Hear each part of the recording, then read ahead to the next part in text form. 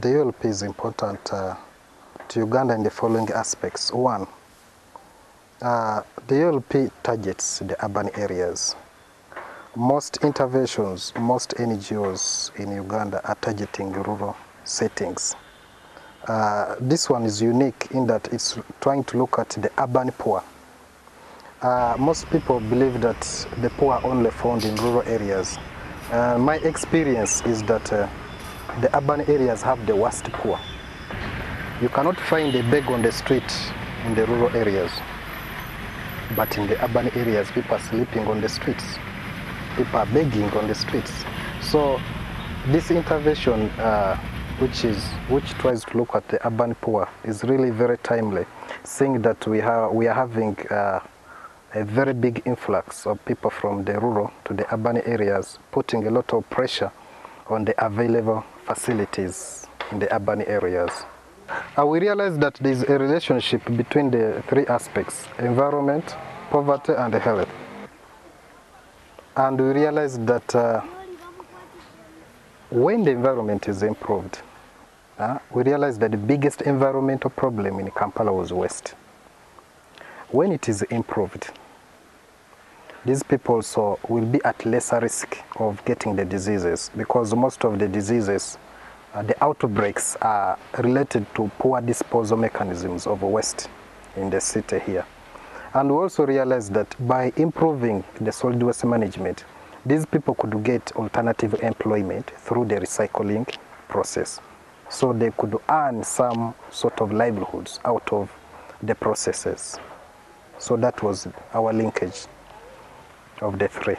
Living Earth Uganda and basically the Urban Livelihoods Project role in improving the environmental situation is creating awareness among the communities about the issues surrounding, the issues and challenges surrounding solid waste and how to manage it. And this is where the ULP comes in. It's talking about sustainable long-term improvements. We give you the capacity to handle the environmental problems. We give you the business planning knowledge, we give you the technical skills. How do you recycle this waste to make sure that it gives you an income? We transform waste to wealth. We found that is the best way to work in a tripartite arrangement involving the community groups, local government, and the private sector, because each have a role to play. And we believe that if this model is actually followed, that greater benefits can be accrued to all the stakeholders. Most of Living Earth Uganda's members of staff are Ugandan. And this is really good because the Ugandans understand the Ugandan context in which they live in. And they are the community. They represent the community that we work with in Uganda. They also face the same similar problems that the communities we work with also are faced with.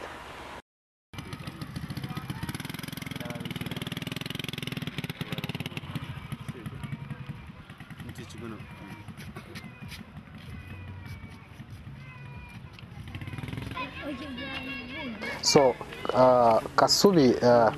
Kachoda, being that it was involved in solid waste management, we wanted to see that the community, the people are sensitized, especially on issues to do with recycling. How could they transform that waste into other useful products? So that's the ULP's intervention. By training Kachoda on waste recycling, we believe if they also went to the grassroots and they had this training conducted by various people, there could be some benefits. Other groups can learn from Kachoda issues to do with partnership, linkages with other bigger companies. And also the other aspect is winning the support of the community. This is an aspect where really Kachoda has done very well. Among the ULP's goals is that we wanted to support emerging enterprises, supporting community-based groups to transform from the social perspective of providing services for free to a business perspective of providing a service at a fee, which I believe having been transformed from a community-based organization, they are quite doing well.